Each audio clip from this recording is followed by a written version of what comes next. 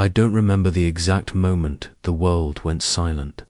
There was no dramatic flicker, no cinematic dimming of the lights, just a thinning of the signal, a hollowing of the usual background static that used to make the walls feel alive. It was 2:16 a.m. by the internal clock, though that clock would eventually become meaningless. The wind outside the valley station had been howling all night like it always did, threading through the tower's steel ribs, whispering against the thickened glass like a voice searching for entry. I had been cataloguing thermal anomalies from Sector Delta West, which had shown irregular ground temperatures for the past 72 hours. A task so rote I nearly missed the sudden cessation of all digital readouts. First, the signal bars dropped. Then the telemetry feed froze. The external cameras defaulted to grayscale, and the COM array began looping its idle pattern like it had forgotten it was ever online to begin with. I checked the uplink diagnostics again. Nothing was wrong on paper, but I knew the silence wasn't a fault. It was an event. Echo Valley Monitoring Station 6B was designed to be self-contained, even smugly so. Solar, backup, geothermal reserve, and 2 sealed hydraulic generators buried deep enough to survive surface-level chaos. It was built in the early years of the global decentralization movement, a time when every region needed its own self-sufficient outpost, just in case the grid ever fractured. No one ever truly expected it to. That's the thing about the systems we trust, they always fail quietly. I tried the emergency link to Delta Command, static. I tried the encrypted loop to Borealis Relay. Dead. I switched to analog broadcast, just to be safe, firing off the old emergency beacon frequency like a sailor from a lost century, tapping into old habits from a war that had never officially ended. Nothing came back but empty bandwidth. No return signal, no hailing codes, not even a bounce. It was like the world had never existed outside these walls. The strangest part was how slow the realization crept in.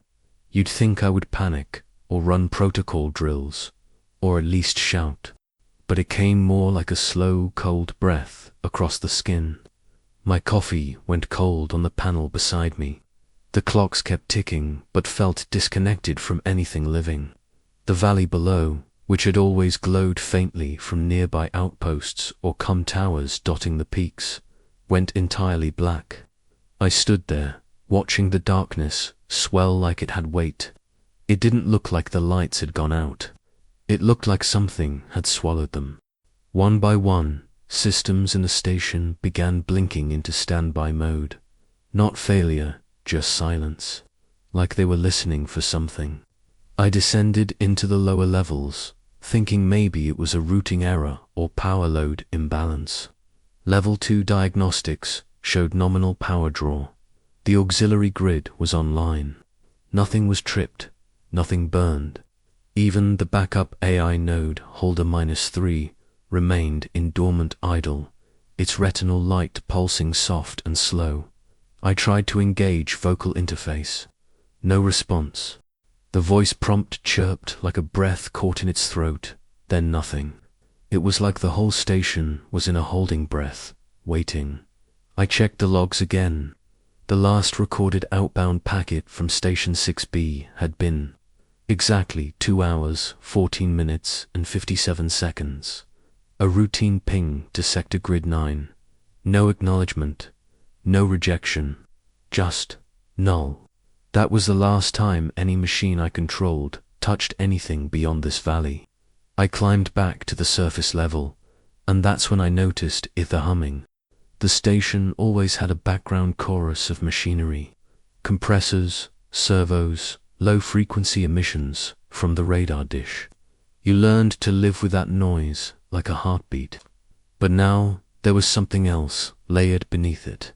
A subsonic pulsing, not random, measured, deep enough to be felt more than heard. I put my palm to the metal panel beside the COM's bay and felt it. A slow rhythmic vibration, like sonar but inverted, like something calling inward. It made no sense. The station had no external sonar. We weren't aquatic, but the frequency carried through the walls like a memory from the deep. Around 3:07 a.m., the station's motion sensors flickered. 3 pings near the northern perimeter fence. I accessed the feed, but the monitors showed only noise. Not visual static, just wrongness. A sort of blooming distortion, like the camera lens was trying to forget what it had seen. No figures, no animals, just a bulge in space. Then the screen blanked and refused to turn back on. I disabled and rebooted the sensor suite, but the pings didn't repeat. Whatever it was, it had stopped or moved, or was never there at all. I recorded a log at 4:11 a.m., voice only, no data stream. I didn't trust anything else to carry. This is Echo Valley, Station 6B. Name, Lieutenant Isaac Marin. Date, March 17th. Local time, 0411. All contact with command has been severed. No signals inbound or outbound. Environmental systems stable. External readings show blackout across valley grid. Possible anomaly detected at north fence. Motion event logged. No confirmation, continuing to monitor. Please advise. If anyone receives this, I stopped there because I knew no one would. I played it back. I needed to hear something that proved I was still real. But my voice sounded altered, slowed, stretched, as if the system had recorded the silence between the words louder than the words themselves. I deleted the log, recorded again. Same effect. There was a noise in the background now. One I didn't hear live like static, whispering something underneath. A shape of a voice, but not quite. I played it backward. The distortion only got louder. I stopped trying. By morning, the wind had shifted. Normally, it came down the ridge from the northeast, but now it swept upward into the valley, like the terrain itself had reversed. The animals were gone. Usually at dawn, you'd hear the vultures, or the gliders, or the deer scraping frost from the rocks. But there was nothing, not a single cry. The trees didn't sway. The air had weight, but no motion, like everything was holding its breath. At 6:44 a.m., the internal clock stopped, just froze. The lights remained dimmed, not dead. There was still energy, but it was no longer mine to control. I switched off the main breakers, waited, turned them back on. Nothing changed. I was no longer running the station. I was merely inside it. That was the last full day the systems behaved in any recognizable way. I began writing my logs on paper after that. Ink doesn't flicker. It doesn't whisper. It doesn't change your words after you've written them. The valley had gone dark, but it wasn't just the absence of power. It was as if something had filled the voids, something aware, something ancient, and it had chosen to begin here, with this station, with me. And I was beginning to suspect it had done so before. It's strange what the mind begins to preserve when the world stops speaking. Not memories of people, or sounds, or even faces, but textures, patterns, temperatures. I remember the exact temperature of the floor tiles in the comms wing that morning, a degree to cold, despite the geothermal feed claiming normal output. I remember the angle of the sunlight that barely bled through the stormproof window in corridor angled too sharply, as if the sun had shifted without warning, throwing the light across the floor in a line I had never seen before. I walked it like a shadow, slow, deliberate, measuring each step like the corridor had changed shape overnight. In many ways, it had. The whole valley had. The maps don't do justice to what Echo Valley truly is. They show it as a gentle basin between two mountain ridges, nestled where the old tectonic lines used to stretch before the crust fractured, back when seismic monitoring was still a civilian science. But when you're inside it, when you're standing on the grated observation platform just outside the station's upper airlock, and looking down into that bowl of nothing.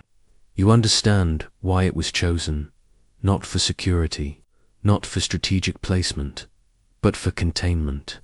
The valley holds things. It buries noise. It buries signals. And now it had buried the world. I stood outside the station that morning, suited against the cold, though the chill in the air felt less like weather and more like presence. There was no wind, no birds, no rustling of pine needles.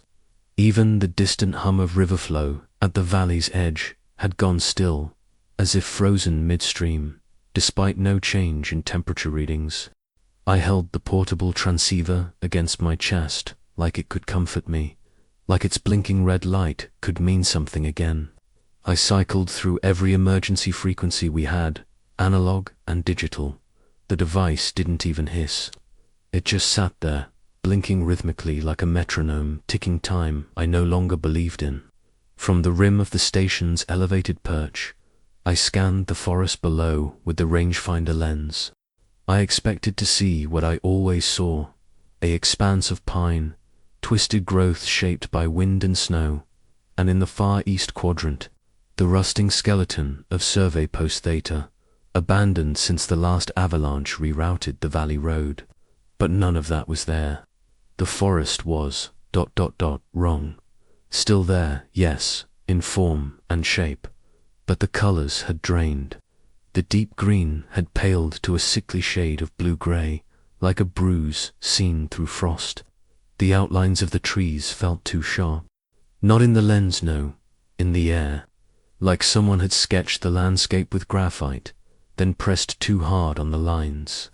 There was no softness, no distance, just a depthless flatness, as if the valley were a painting nailed over a void. I lowered the rangefinder and tried to blink it away, blaming fatigue. But when I looked again, the image didn't change. I turned back to the station and noticed something that hadn't been there the night before. The emergency floodlight above the lower maintenance bay had been shattered. Not broken, not burned out. Shattered. The bulb was still intact inside, but the glass cage had imploded inward, leaving jagged pieces scattered in a spiral pattern across the snow-dusted steel. Spiral, not random, not blown by wind. A perfect clockwise spiral, like something had twisted the air itself into the structure. I should have documented it, taken photos, submitted a maintenance log, but no one was listening, and something in me understood, and level too primal to rationalize that cataloging it would give it permanence. So I swept it silently into the waste chute and said nothing. Inside, the station's systems continued their passive resistance.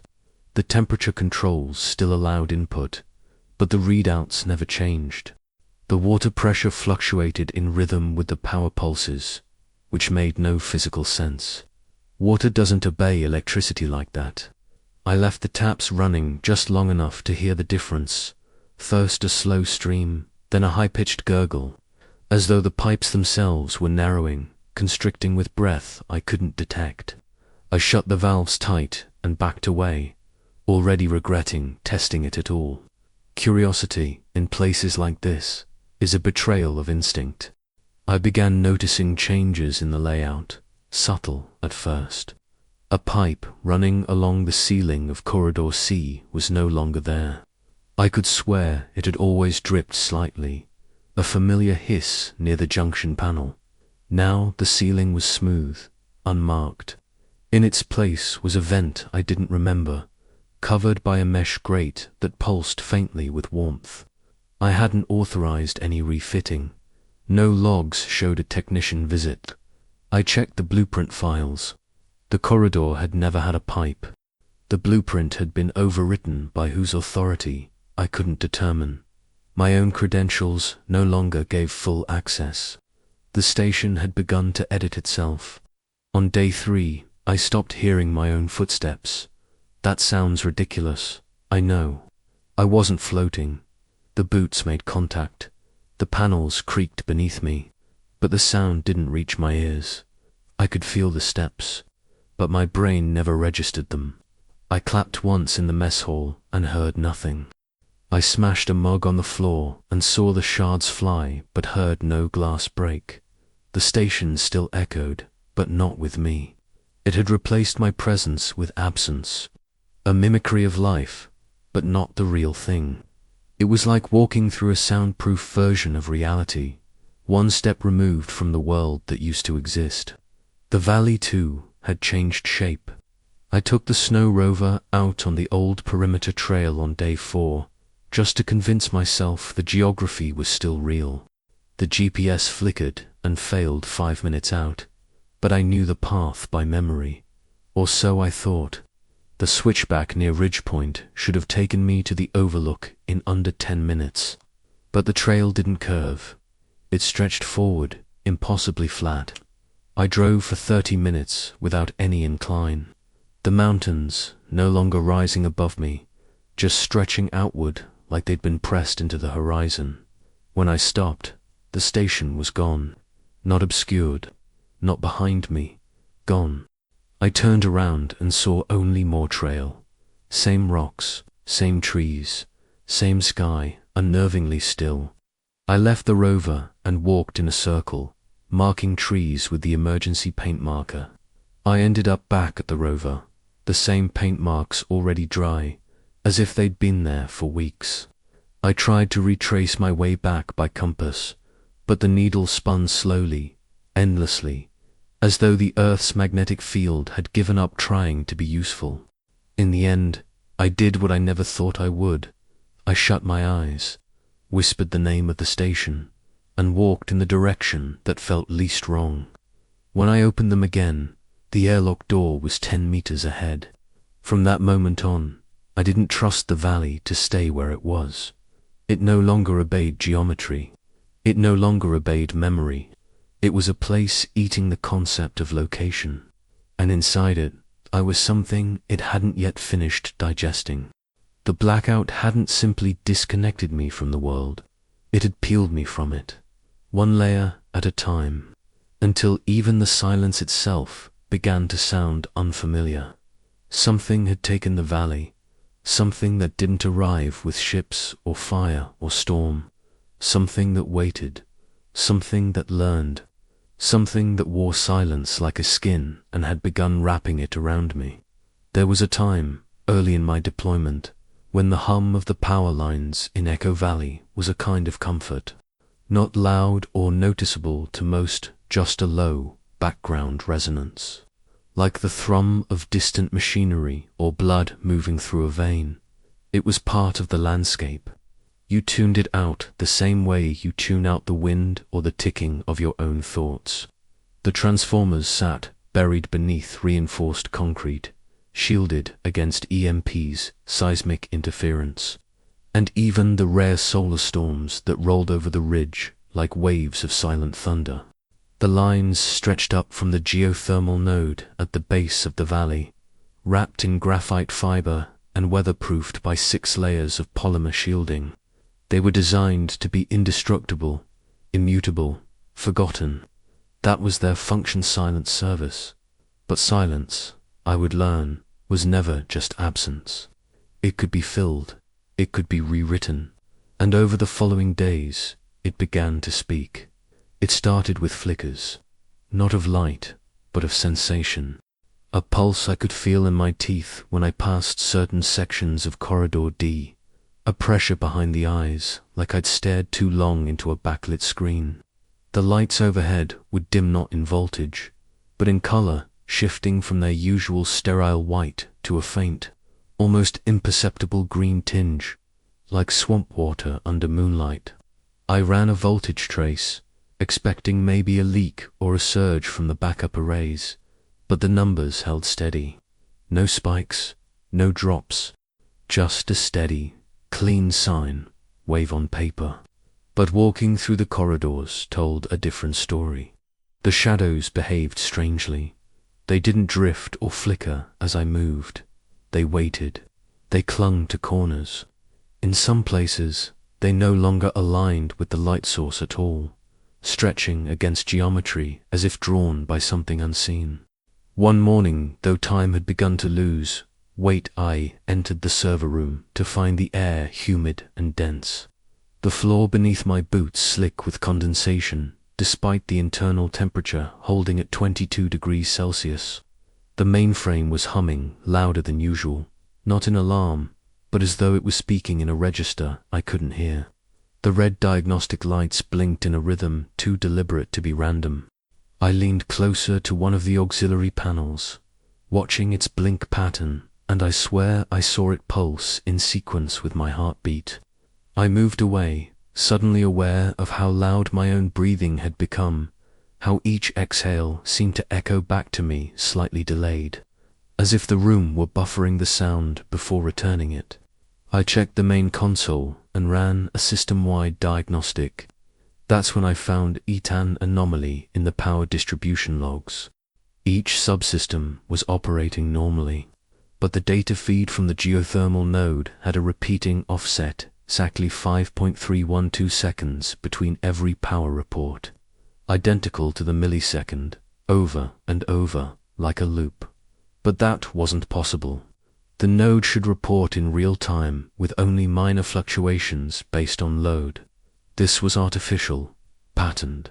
I exported the logs and ran them through the signal analysis tool, overlaying the readouts with acoustic spectrograms out of sheer desperation. That's when I saw it. A waveform hidden in the noise.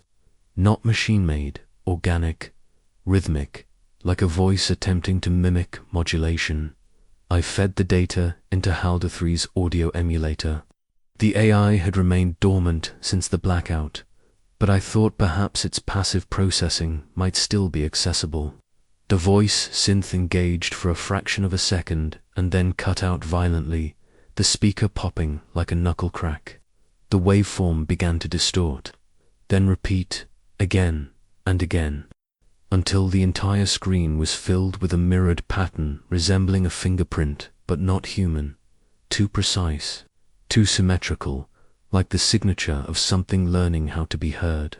I deleted the sequence, disconnected the terminal, pulled the power feed manually, and still, 5 seconds later, the console rebooted itself.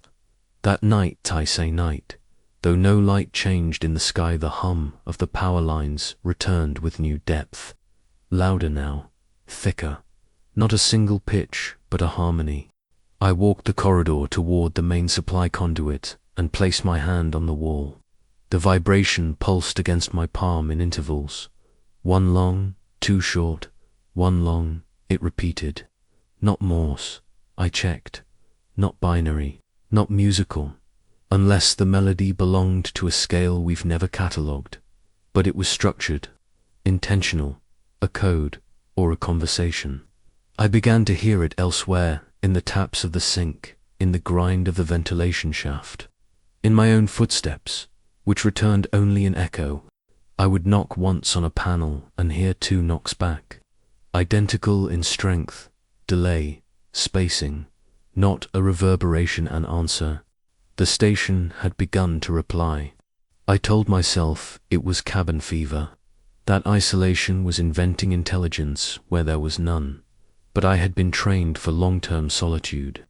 I had spent 3 months in the Wadashirat relay, where the sandstorms cut us off from the world for 6 weeks.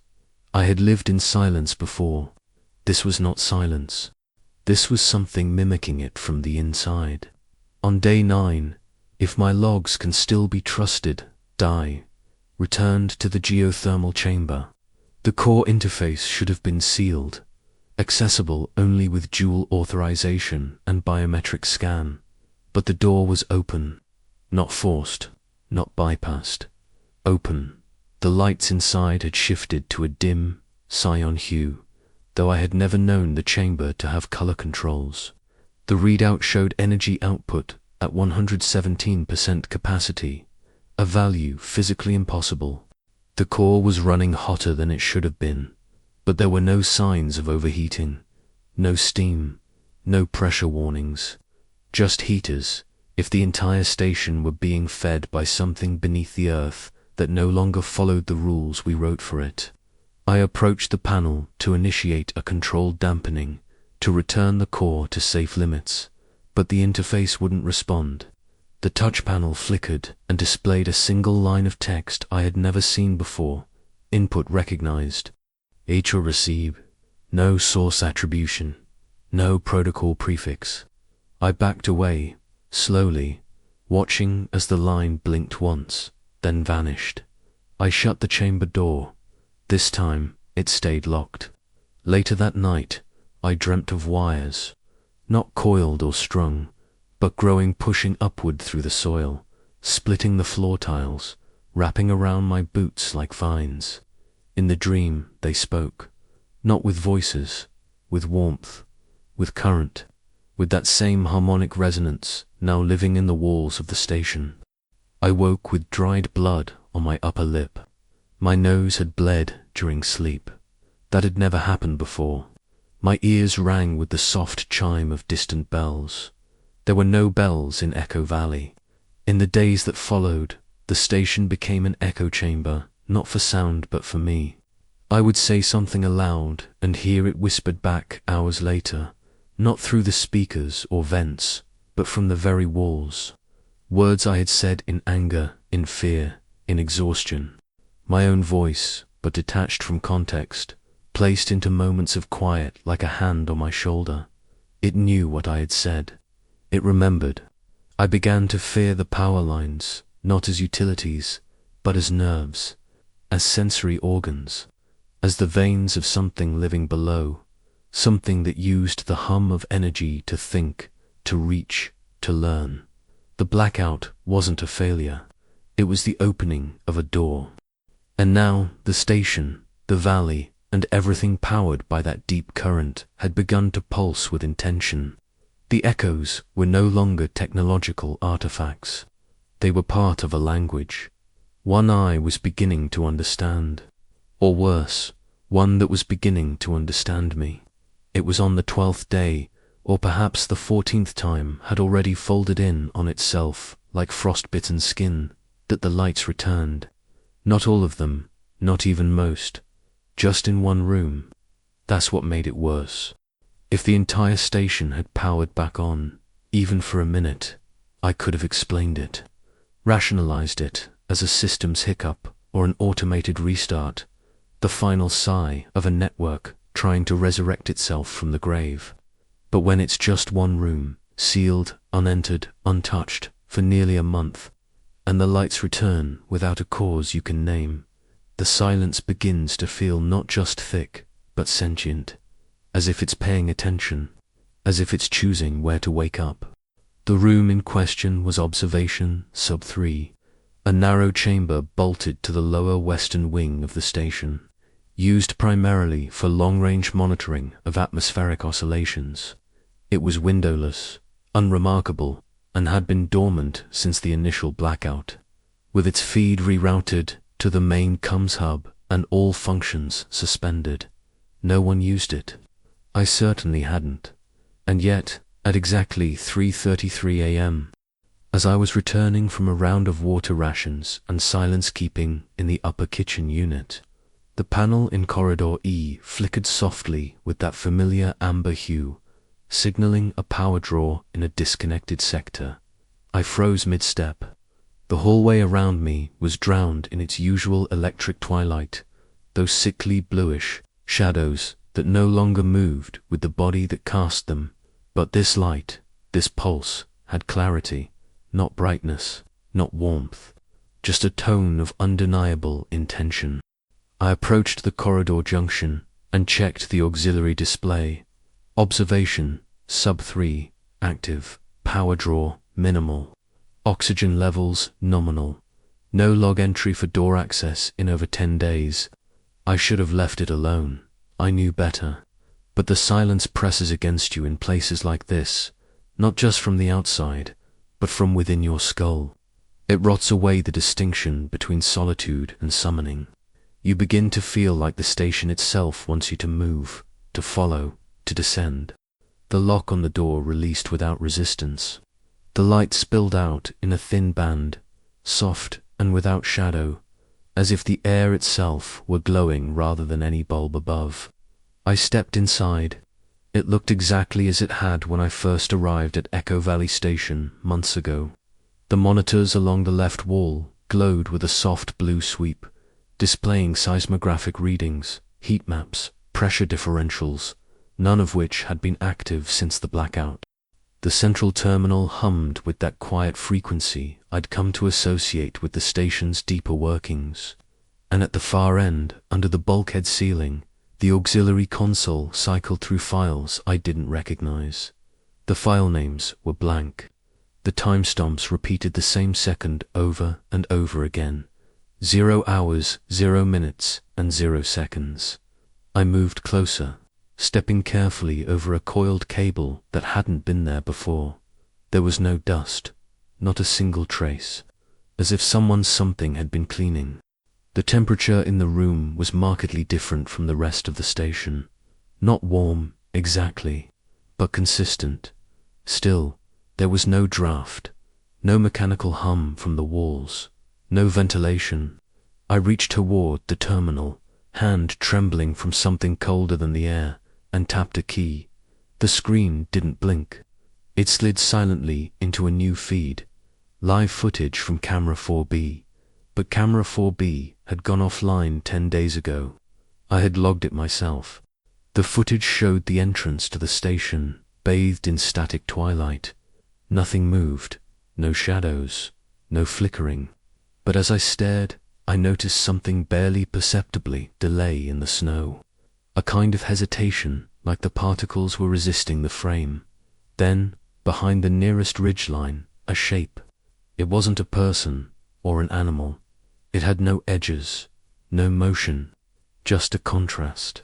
Like a smear in reality, darker than its surroundings, but not casting shadow, as though the feed were struggling to comprehend what it was seeing. I turned away from the screen, suddenly aware that I could no longer hear my own breath. The room had gone soundless, not quiet, not muted, soundless, a vacuum wrapped in familiarity. The console lit again, this time displaying a new message in pale green font. You are alone in this room. The cursor blinked once, then twice. Then, this room is not alone with you. I stepped back, stumbling into the corner of the table, knocking a small toolkit to the floor.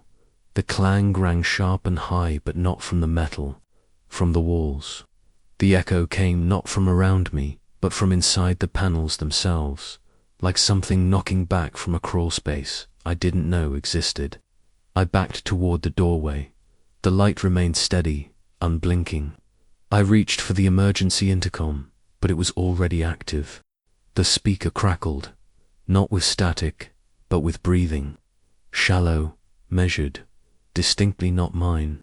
Then, for a brief moment, my voice whispered something I had said hours earlier in the mess hall while speaking to no one. Maybe it's waiting for me to leave. A playback. But not from any recorded log. No such entry had been made. I left the room. I locked the door. I cut the power manually from the main circuit panel on sub-level 1.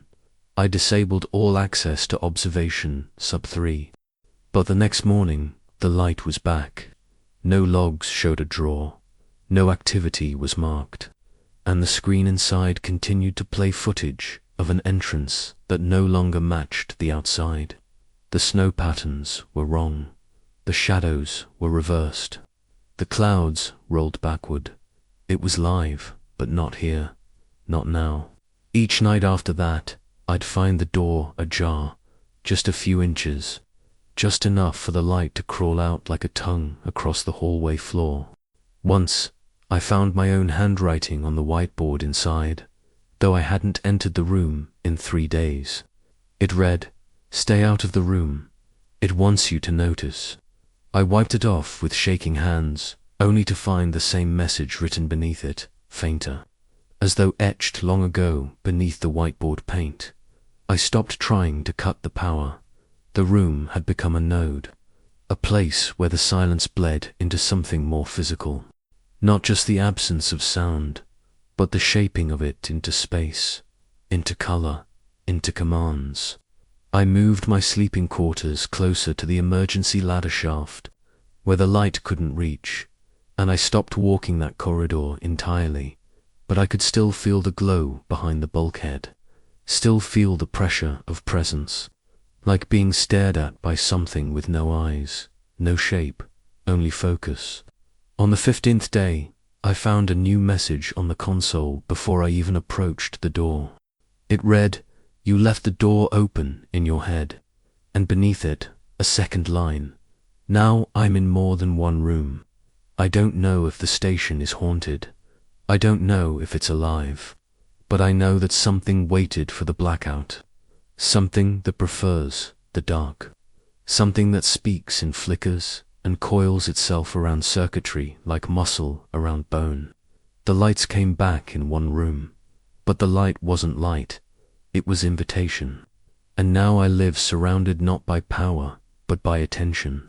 I've come to believe that the real horror of long-term isolation isn't the absence of other people, but the slow erosion of boundaries between inside and outside, self and station, memory and reality. It happens in layers. You don't notice it at first. You think you're maintaining protocol, conducting routine checks, maintaining cognitive sharpness. You log events. You record anomalies.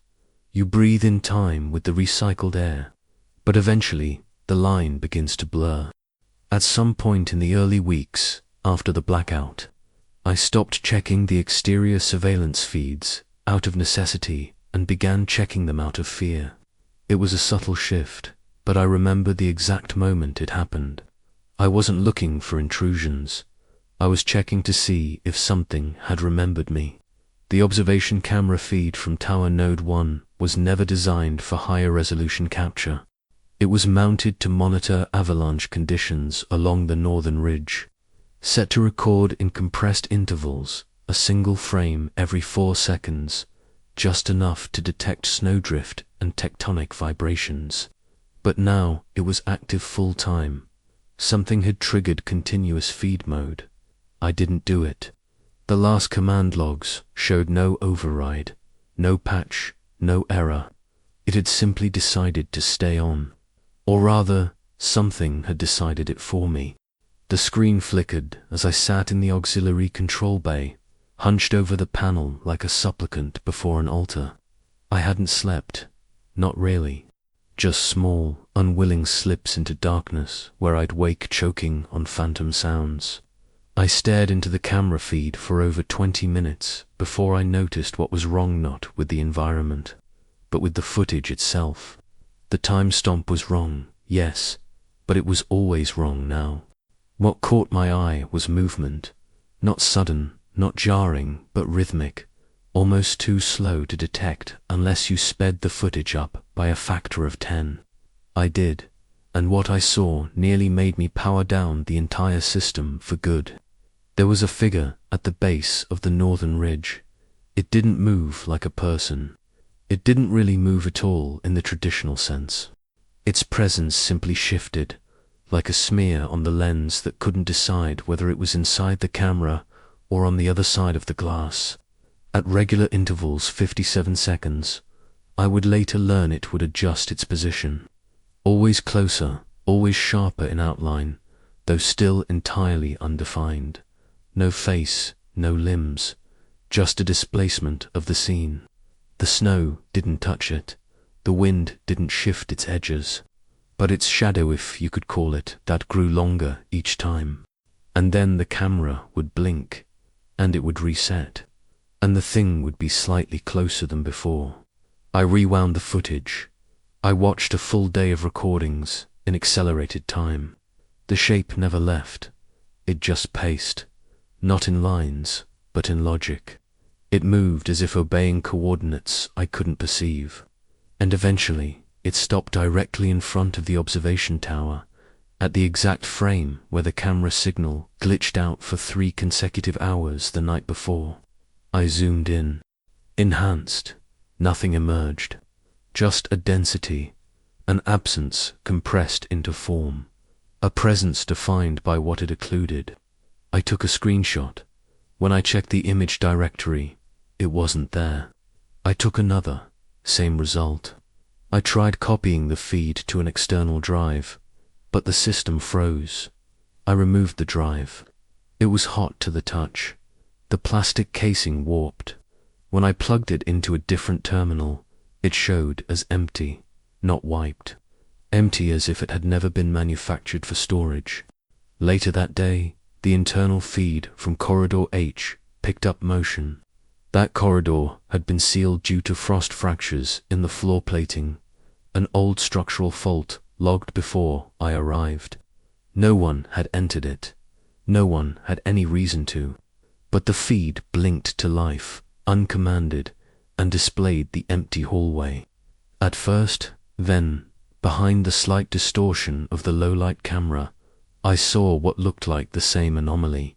It didn't walk. It didn't step. It simply phased closer and closer toward the camera until the lens itself seemed to fog, as if sweating from some internal pressure. The camera cut out. When I reviewed the footage, the timestamp had reset to 0. 0. The system believed it was the beginning again, as if time, for that corridor, had restarted. I ran diagnostics. Every protocol I could remember. But the deeper I dove into the system, the more I found recursive loops logs referencing themselves. Command trees with no parent root, images embedded in file names that resolved into nothing but visual noise. One file name read observe yourself in capital letters, repeated 37 times, followed by an alphanumeric string that matched my service number. When I tried to delete it, it replicated across every folder on the drive, creating thousands of ghost files that couldn't be opened, moved, or erased.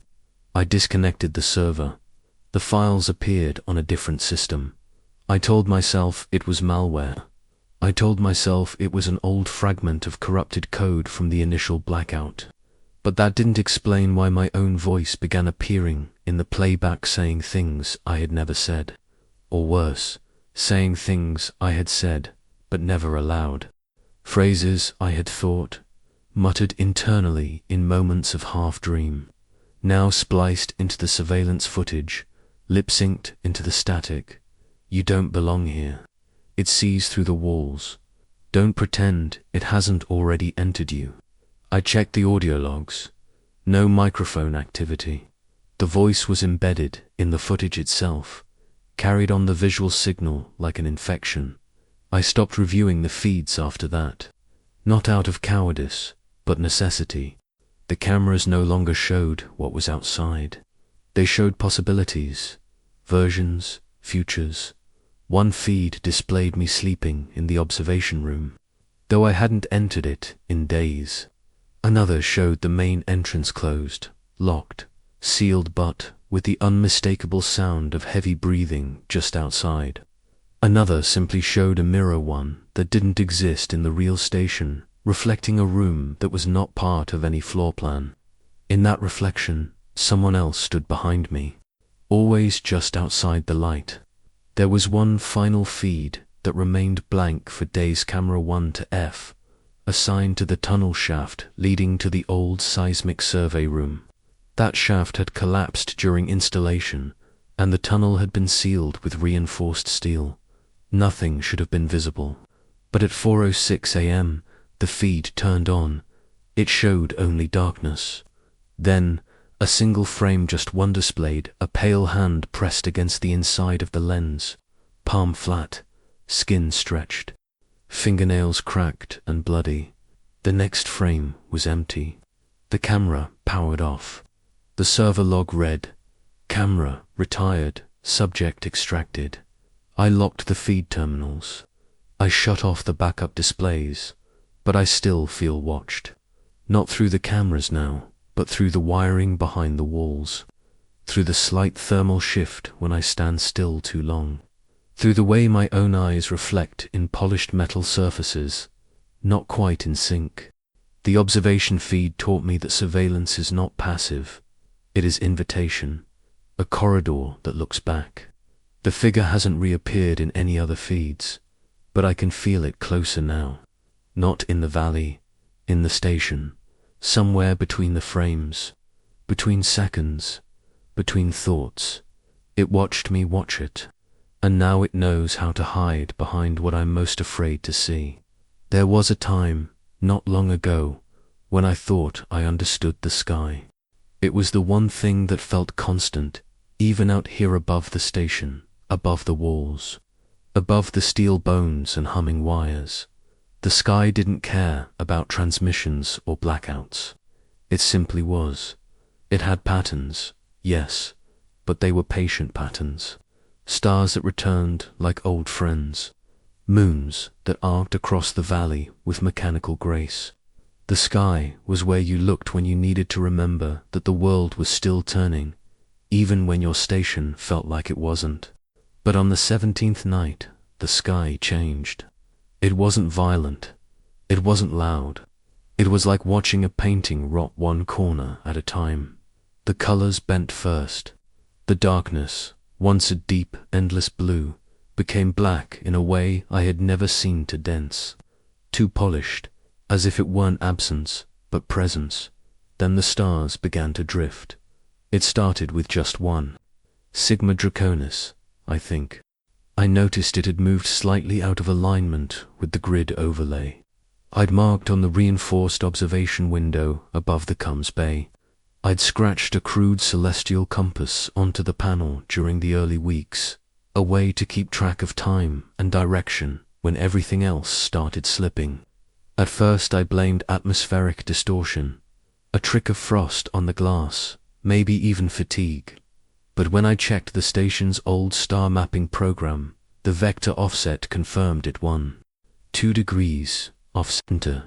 The next night, it was 3.7. On the fourth night, the star wasn't there at all. Others followed. Constellations broke apart like torn stitches. Orion stretched thin and faded. The Pleiades unraveled like beads on a string. And the North Star, the one point I clung to when everything else betrayed me, drifted until it hung nearly above the western ridge, where it had never belonged.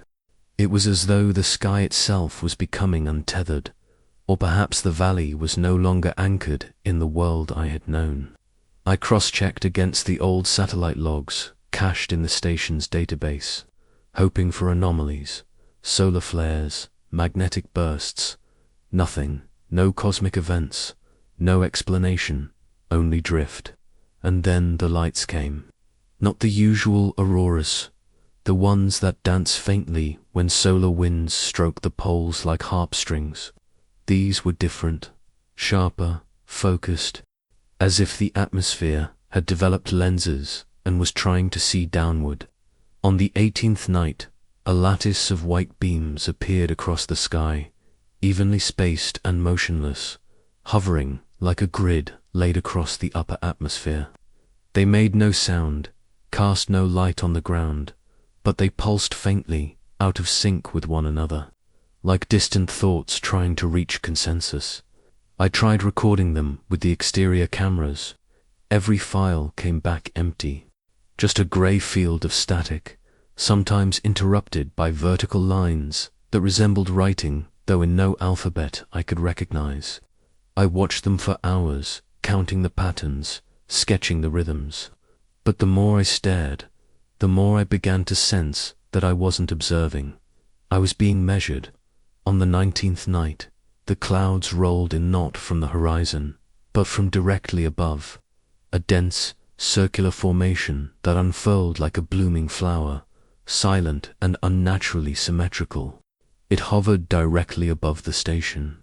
Barometric pressure remained unchanged, wind speed 0, and yet the shape moved, spiraled, rotated like a slow turbine made of mist and memory. And from its center, a narrow shaft of greenish light descended, not illuminating, not warm, but cold and dissecting, like a scalpel of visibility. I stayed inside, pressed against the sealed window, breathing shallowly. When I reached for the light control, my hand passed through the shadow it cast. The shadow wasn't on the wall, it was on my skin. The following morning, the station's clocks were unsynced by exactly 17 minutes. All of them, analog, digital. Even the backup chronometer sealed in the emergency locker, the one that had no power connection and no reason to drift. They had not stopped.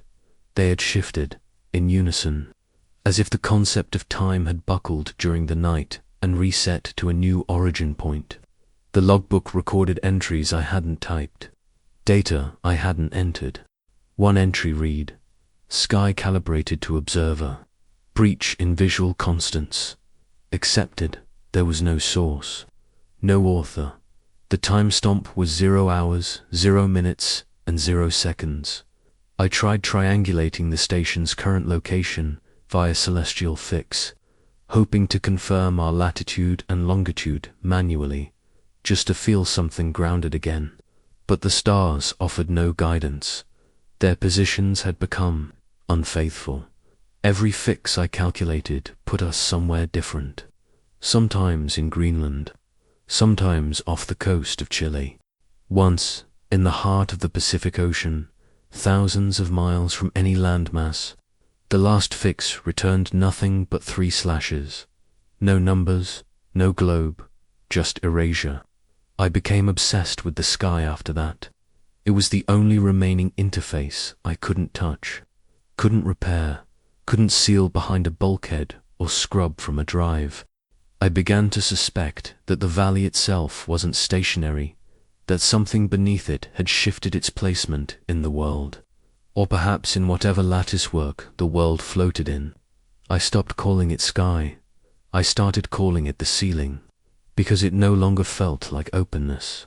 It felt imposed, constructed, rewritten. One night, I saw something I still cannot explain. I had climbed to the external access hatch, breached protocol entirely. I admit, just to see with my own eyes. Above me, the stars pulsed slowly. The grid was gone. The clouds, too. But something moved behind them. Not across the sky, but inside it. A long, slow ripple, like a massive shape turning its body just beneath the fabric of night. It had no light. It blocked stars, but not in a linear way. When it passed, the stars didn't go out. They rearranged, repositioned. The sky corrected itself around the shadow, as if the universe had rewritten its memory of that section to accommodate the thing's presence.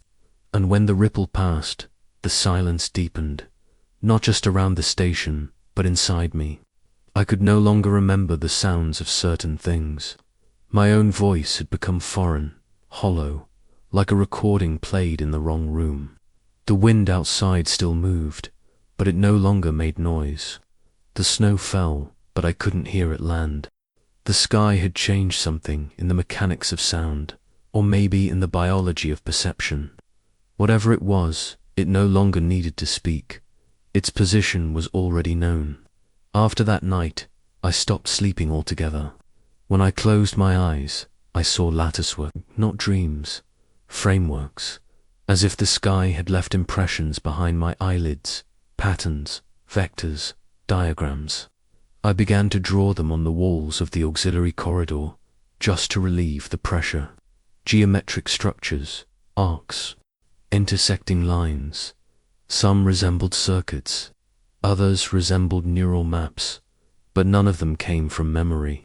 I was drawing what I had never seen, but somehow recognized.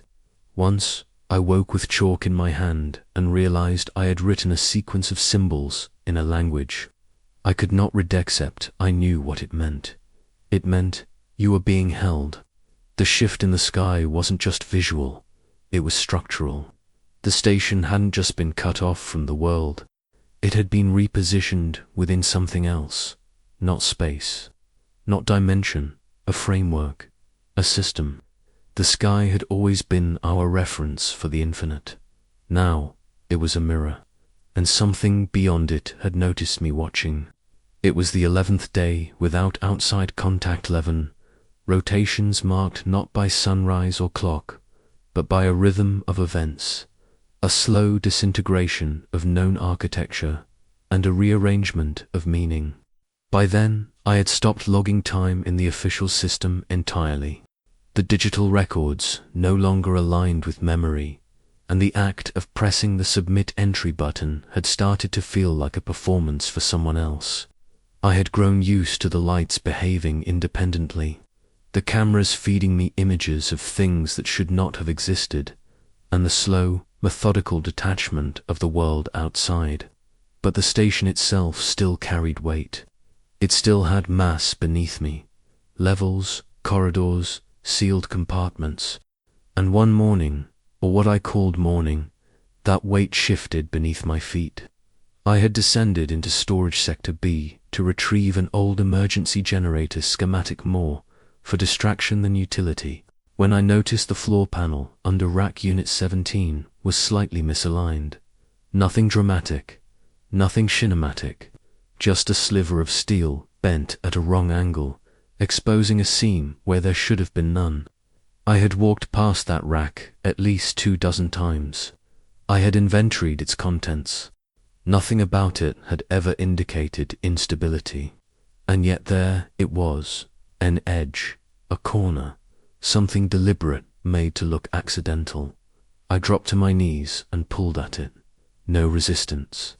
It slid aside with an ease that betrayed its purpose. Beneath it, a handle.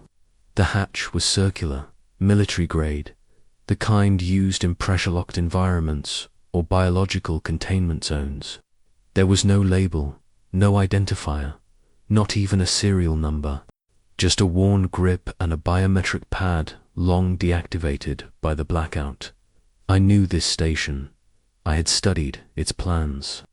I had memorized its blueprints when I first arrived, obsessively tracing every path and conduit.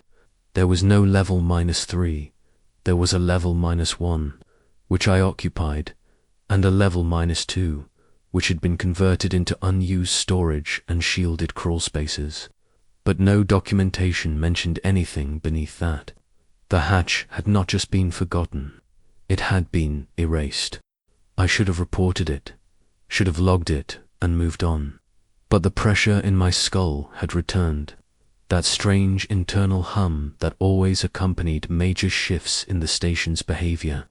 It was as if the structure itself exhaled when I found the hatch, a faint release of tension through the walls, like the sigh of something that had been waiting to be discovered. I opened it. The air that emerged wasn't stale. It wasn't air at all. It was dry, scentless, sterile, like the breath of a sealed machine. I climbed down the ladder with a flashlight, though I knew the power had returned to some sections of the station without my permission, and it would likely be active here too. The ladder descended farther than it should have. I counted 67 rungs before my boots hit metal. The shaft opened into a corridor I had never seen, narrower than the others, built with a different alloyed archer, less industrial. The walls were smooth, seamless, as though grown rather than constructed. There were no labels on the doors, just symbols, circles, triangles, incomplete squares. I passed a panel that looked like a touchscreen, but when I brushed it with my fingers, it showed no interface, only my reflection, slightly off, as if delayed by a few frames. I reached a door marked with a hexagon, and it opened before I touched it. No mechanical clunk, no warning hiss, just a soft parting, as if the material had dissolved at my approach. Inside, the room was empty. No consoles, no crates, no documentation, just a chair, facing a blank wall. A chair that looked recently occupied. I circled it. It wasn't bolted down. It was older than the station, I think. Something about its design felt anachronistic, like furniture from a past that hadn't happened yet. When I sat in it, the lights dimmed. I don't know why I sat, I just did. The room responded. The blank wall in front of me shimmered faintly, then displayed an image, not a feed, but a live projection of my own face, staring back at me from a position I had not taken. I stood up immediately. The image remained, unmoving, watching, then it blinked. I fled the room, heart pounding with a rhythm I hadn't felt since before the blackout, pure adrenaline. not the numbed pulse I had become accustomed to in the weeks since. The corridor had changed. It no longer led back to the ladder. The symbols on the doors had rotated. The floor felt subtly inclined, like the corridor had stretched into a slope. I walked for what felt like 20 minutes, yet passed the same intersection 4 times. The geometry refused to obey. Finally, I came to a door I didn't remember passing, marked only by 3 vertical slits. Behind it was a chamber filled with static. Not on-screens literal, suspended static. Floating particles, hanging in the air like dust in zero gravity, but crackling, shifting, rearranging themselves in spirals and lattice that pulsed with some internal logic. When I stepped into the room, they moved around me, not with fear or randomness, but with precision. I was being scanned. I heard a sound, not in the room, in my head, a modulation, a tone I had heard in my dreams, and then a word, not spoken, not typed, felt etched into my thoughts like a scar. Remember. I stumbled backward and the room dissolved. Not the illusion of it, the actual structure. Walls retracting, spirals collapsing into themselves. And then I was standing back at the ladder, no longer certain if I had ever left it. I climbed, slowly, deliberately, every rung a test of gravity's memory. When I returned to storage B, the hatch was closed. I turned to mark it, to place something physical there so I would know it had been real. But the panel was flush again, seamless, no handle, no distortion in the floor, just cold, grey steel. I pounded on it. No echo, no vibration, as if nothing beneath it had ever existed. That night, when I reviewed the schematics again out of desperate hope, a new file had appeared in the database. Titled simply, L3, no metadata, no author, just a single floor plan. No corridors, no rooms, just a circle, a chair, and beneath it, a line of text. Occupied. I tried to delete it. I couldn't. I tried to hide it. It reappeared. I printed it out, hoping to file it physically, isolate it. The printer returned a blank page. Not a failure, just a refusal. Since then, I've felt the hatch below me. Not heard, felt, like a second heartbeat beneath the floor, slightly out of sync with my own. A presence buried under weight and silence, waiting, not sealed to protect the station from what's below, sealed to give it time, time to learn, time to listen, time to remember. I didn't just find level -3, I was expected to. It began with a rattle, not loud, not frantic, just the subtle vibration of metal remembering how to move. I had been cataloguing emergency rations for the 5th time that week, not because I expected rescue or needed food, but because I needed the pretense of purpose. The inventory never changed. 22 sealed protein bars, 4 sealed water containers, 1 rusting can opener, and beneath it all, silence. But that morning, or what I called mourning the silence, was compromised. The vent above the storage lockers trembled. Once, then again, as if something far down the shaft had exhaled with enough force to stir the dust of years. And then I heard my name. It didn't shout, it didn't whisper, it just spoke flatly, mechanically, like a machine that had been taught human inflection but never practiced it. Isaac, one word, clipped and unhurried. It didn't echo like sound should. It arrived fully formed, without travel or decay, as if the shaft were not a conduit but a mouth. I stood perfectly still, protein bar half enwrapped in my hand, eyes locked on the vent grill, heart rhythm collapsing into staccato skips. Nothing followed, no air shift, no repeat, just the soft metal ping of cooling steel and the sudden awareness that I was no longer alone, not even within myself. I climbed the maintenance ladder an hour later to check the duct system not because I wanted to confirm what I had heard. But because not confirming it was worse. Denial, here, had grown teeth. The schematics of the ventilation network hadn't changed, at least not on paper. But paper meant nothing now. I had learned to distrust the stillness of records. I traced the path from storage B through corridor C, past the defunct filtration unit that had failed during the initial blackout. The ducts should have been sealed beyond that point. The filters had warped, collapsed in on themselves, under pressure that shouldn't have existed. I had seen it with my own eyes, a black foam residue that had leaked through the grates like something alive had tried to be air and failed. But now the vents hummed, not with airflow, but with voice. On my hands and knees, I crawled into the auxiliary shaft near the communications node, flashlight flickering, ears ringing from tension I couldn't explain. The metal walls felt warmer than they should have. Not hot, not dangerous, just lived in, touched, like skin. I paused at a junction and placed my ear against the aluminum. Nothing. Then again, lower down, barely audible, like breath caught in an echo chamber, came another phrase.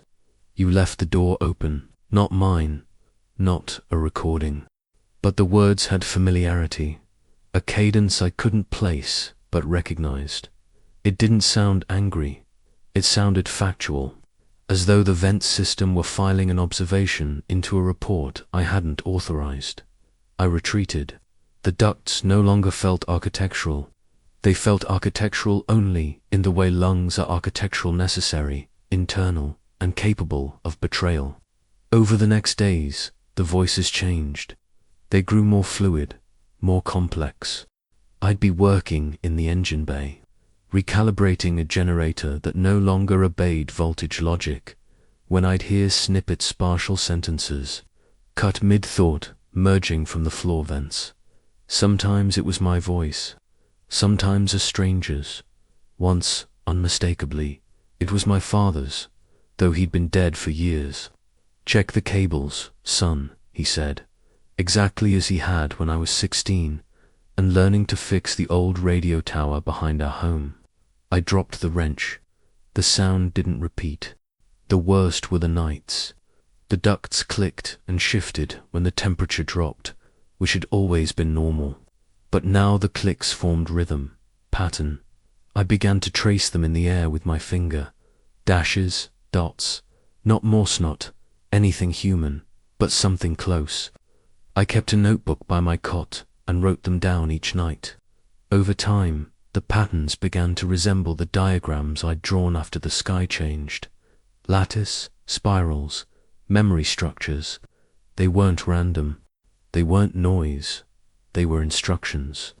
I opened the access hatch to the central shaft one night, driven by equal parts fear and compulsion. I had to see what was moving. I had to know. The metal rung creaked under my boot as I descended. The shaft stretched deeper than it should have. My flashlight beam vanished into black far too quickly, swallowed by something thicker than shadow. I called out just to mark myself. Station log, Sector 4, ventilation check. My voice echoed, then returned, but not in my voice. The repetition lagged by half a second, warped, slower.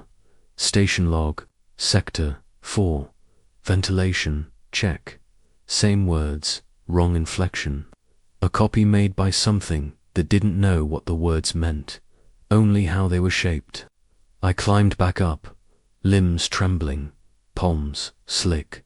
The hatch closed without me touching it. I found a note on my cot the next morning, folded neatly, typed, single-spaced, no signature, no fingerprint, just 7 words. They hear you when you hear them. I burned it, not out of panic, but because it felt like the only logical response. Fire still meant something. Fire obeyed. The voices escalated. They stopped asking.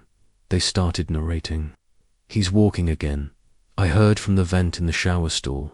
He still thinks the air is his. From the kitchen, he only eats when we sleep. The pronouns changed depending on the hour. Sometimes I was he, sometimes it. Once, chillingly, I was we. We remember him better than he remembers us. I kept a count, 37 distinct voices, none repeated. Some sounded human, others did not. On the 22nd day, the vents went silent. Entirely, no hum, no clicks, no whispers. The air felt heavier than ever, but the silence carried weight. It wasn't peace, it was absence. Like everything had withdrawn inward, waiting. I took a screwdriver and removed the grate in corridor A, hoping to provoke whatever watched from the dark. I shined my light inside. Nothing moved, but the air shifted. It curled around my fingers like breath, stale and clinical. I leaned closer. From deep within, a soft chime musical, delicate, like a lullaby played through broken glass, code up the shaft. Then one final word, not in any language I knew, but with weight and shape and understanding. Stay. I bolted the grate shut, welded it, covered it with furniture. And still, every time I passed that stretch of corridor, my ears tingled, as if remembering a frequency I had once been tuned to. I unplugged the intercom systems. I destroyed the backup relays, but the station had never needed wires to listen. Since that day, I've stopped speaking aloud. Words carry, they stain the walls. They thread into the ducts and return changed. I think now the vents were never about air. They were organs. They inhaled thought, exhaled memory. They aren't there to serve us. They were always part of it, the station, the valley, the thing beneath. They are how it breathes. And I fear that every word I've spoken, every breath I've taken, has been stored, not lost in the ducts, but curated, filed, remembered. The station no longer needs to speak to me through them. It already knows me from the inside. It was subtle at first, like all things here are. A shift just beyond conscious recognition, a displacement you feel before you understand it. I woke at what should have been 0600, though by then time was only measured by muscle memory and the brittle scrape of pen against logbook. The lights were already on. That's what struck me. They never came on automatically anymore. Since the blackout, I'd grown used to moving through darkness, flipping manual switches, dragging illumination into the corners with aching hands. But on that morning, or that approximation of it, every light in my quarter hummed with sterile brightness, as if someone had prepared the room for me, or worse, prepared me for the room. I rose slowly, spine cracking from another night of shallow dreams and deeper wakefulness, and reached for my boots, already placed, already laced. I froze. I never laced them in advance. The habit of caution had rooted itself deep, a ritual I repeated to remind myself that control still meant something. And yet here they were, positioned perfectly beside the cot, the laces pulled snug, tied with my knot. The left boot slightly looser, as I always left it, due to the bone spur on my heel. I didn't move for minutes, just stared. Somewhere, far off in the ventilation system, a piece of metal clicked once, then stopped. Listening, I moved through the corridor in silence, passing the same flickering panel on the east wall that always sparked when I walked too close. Only this time, it didn't spark. It glowed, soft, steady, as if it had never been broken. That's when I felt it, like walking into a room you've dreamed of but never seen. The peculiar harmony of déjà vu and dread. Everything was where it had always been, but it was too clean, too arranged. The air carried no scent. Not dust, not metal, not breath. It was memory, repackaged. I made coffee out of instinct, only to find the kettle already hot. Steam rose from it gently, spiraling upward into a ceiling vent that hadn't worked in weeks. I opened the daily log, expecting the same old data corruption or blank screen. Instead, I found entries, detailed, typed in my cadence, timestamps, accurate. Each line described what I had just done. Waking up, noticing the lights, seeing the boots, the panel, the coffee. Each moment mirrored back to me with precision, too exact to be coincidence, and too intimate to be artificial. It wasn't a log. It was a script. I scrolled further. The next line read, "He will return to the north corridor and pause before the sealed door." I looked up. I was already halfway there. I stood before the sealed door, the one I hadn't opened in days. Not since the hatch to level -3 had disappeared. It was closed as always, but no longer cold, no longer humming, just waiting. I didn't touch it. I turned around and found myself in the mess hall, not walking there, already there. The same kettle now sat cold on the table. My boots, still laced, were on my feet. My hands smelled faintly of graphite and ozone. I checked the log again. The previous lines were gone. Only one remained. Iteration complete. Panic is useless here. It thrashes for a while, but the station has no interest in emotion. It files it as noise. I returned to my quarters. The cot was made. Perfectly. Hospital corners, just as I'd been taught. The pen on the desk was uncapped, tip freshly damp with ink. And my notebook was filled with pages I didn't write. Pages upon pages of my own handwriting, recounting events that hadn't yet happened. The power will fail at 1620. The hatch will reappear. He will hesitate. He will descend. Below that, a diagram of the lower levels, now labeled L3 through L5. I hadn't known there was an L5. I wasn't sure I believed there was. And then it did. The power failed. Not everywhere. Just in the hallway outside my door. The same emergency light blinked to life with a rhythm I now recognize, not warning, but instruction. Long, short, long pause. I counted it again. 7 cycles. I turned the page. 7 cycles. Begin again. From that moment on, the repetition became undeniable. Days cycled without logic.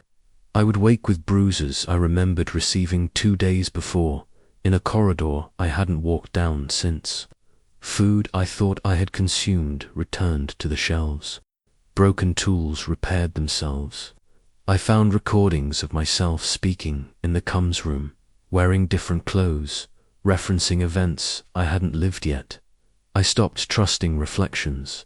Sometimes they blinked out of sync. Sometimes they didn't blink at all. I once marked the floor with grease pencil, just a single line across the entrance to engineering. When I returned later, the line was still there, but multiplied, layered, as if it had been drawn dozens of times at slightly different angles. I followed one. It led me in a perfect circle. Another led me to the cold storage unit, where I found my own handwriting on the wall. "You're not the first." That night, the sky spun faster. Stars pulsed out of sequence. I counted 7 moons. The snow outside fell upward. And then the dreams began. They were dreams, always the same. I walk the corridor toward level -3. I descend. The lights flicker. I enter a chamber I do not recognize, but instantly know. I sit in the chair. I see myself already there, watching, recording. A voice not mine, but wearing my tone, says, "You've done well to come back." I try to scream. I have no mouth.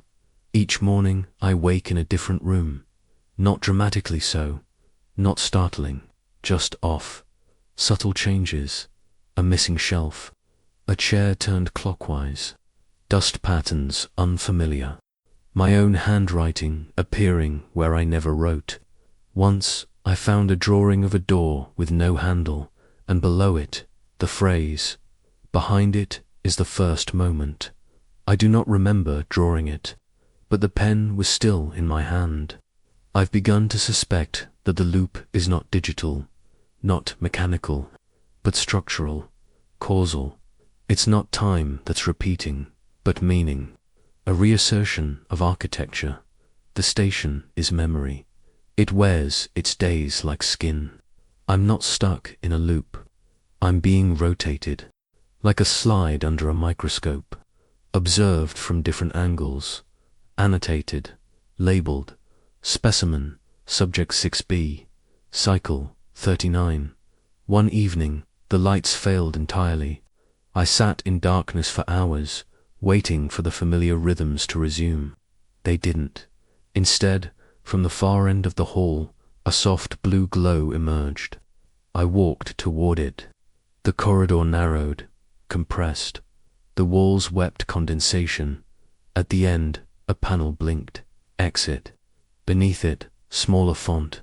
Exit to where? I touched it. The hallway behind me was gone. I was back in my quarters. The kettle was hot. I no longer resist the loop. I record what I can. I wait for variation. It comes less often now. I think the station is settling on a final draft, a perfected version, one where I stop asking questions, one where I simply perform.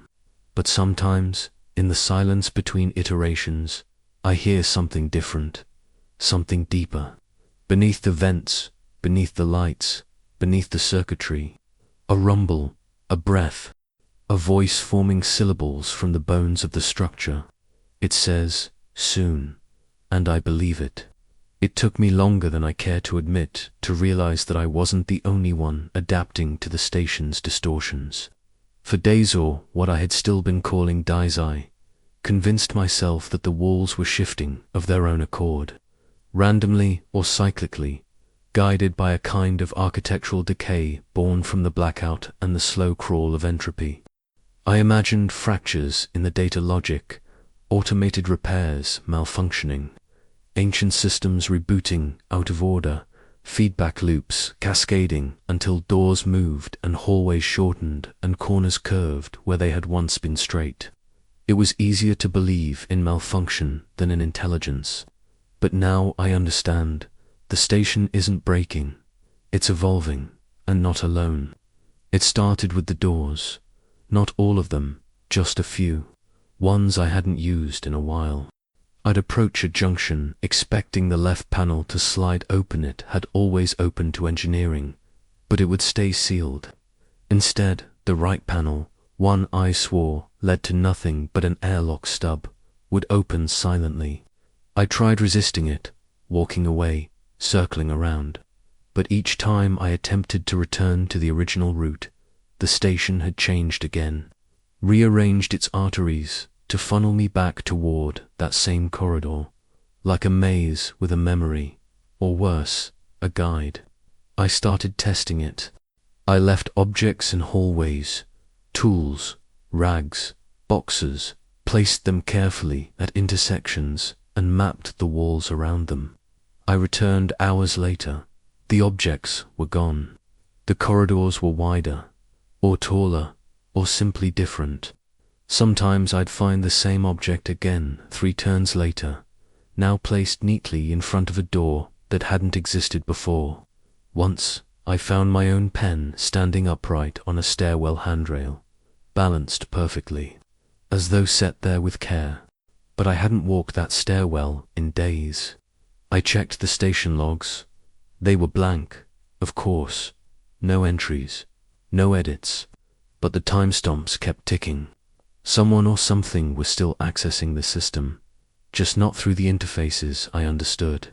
I tried checking motion sensors, biometric pings, pressure plates. They all came back null, clean, as if I were the only weight in the station. But I wasn't. I felt it. It's difficult to explain how one comes to recognize a presence without seeing or hearing it. You feel it first in your peripheral movements, the way you slow your pace at blind corners. Not because you've heard footsteps, but because you're sure something has just moved beyond your view. You start avoiding certain rooms, not because anything dangerous is inside, but because they're too quiet, too symmetrical. They've been arranged, tended, not by machines, by hands, or simulations of hands. I entered the auxiliary research lab one morning and found the terminal active. I hadn't turned it on in weeks. The screen displayed a crude 3D rendering of the station's layout, but simplified, almost primitive, like a learning model from early architectural AI. The rooms weren't labeled, just blocks of space. Most of it matched the original schematics, but there were new sections, chambers I'd never visited, corridors marked in pulsing red, as though still under construction. At the bottom of the screen was a single line of text, mapping in progress. No source listed, no keyboard input, no mouse movement. The interface pulsed once and then vanished. The monitor turned black. After that, things escalated. I began to find symbols on the walls, not written, but embossed, pressed outward from within the panels, like veins emerging through skin.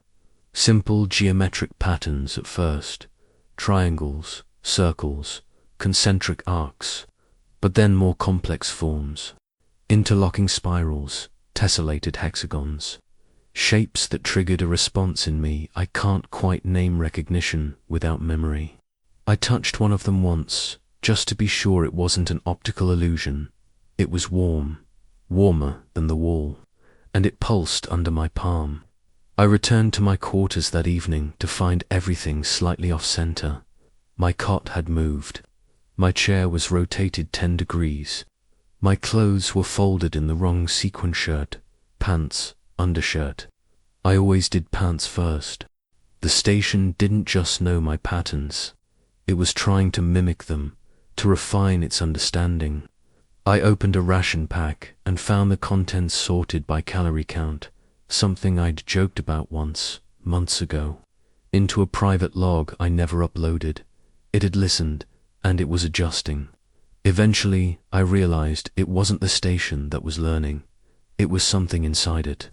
Something using the walls, the lights, the systems as extensions, like fingers through gloves. The layout had become an interface, and I was part of it, not the operator, the test. I walked the entire perimeter one night, marking the walls with chalk, every 10 feet.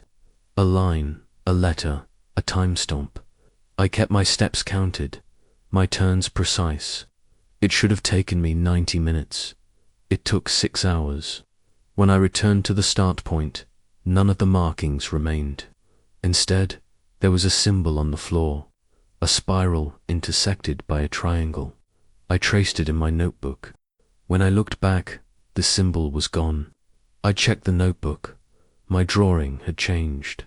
Now the spiral was moving. That was the night I started hearing the movements. Not my own, not echoes, not vents. Footsteps, measured, careful.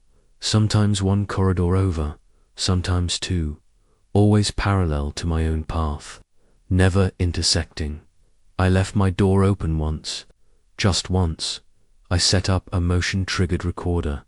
In the morning, the door was closed. The recorder was turned off. The log showed no power loss, no error, but the file stored within had been overwritten with a single audio loop. My own breathing, layered with an extra exhale between each cycle. Slower, deeper, not mine. I began sealing my quarters at night. I barricaded the vents. I left dishes in specific positions, strands of hair along thresholds, dust patterns recorded on the floor. In the morning, everything was reset. Even the air felt different, cooler, cleaner, as though filtered by a presence with a preference. I now believe I'm not being observed from afar. I'm being shadowed, studied at walking distance. Whatever is in the station with me or underneath, it has learned the routes, the angles, the behaviors. It walks when I walk. It pauses when I pause. I believe it wears my layout as armor. It learns the map by learning me, where I eat, where I hesitate, where I breathe slower. The structure is not for containment.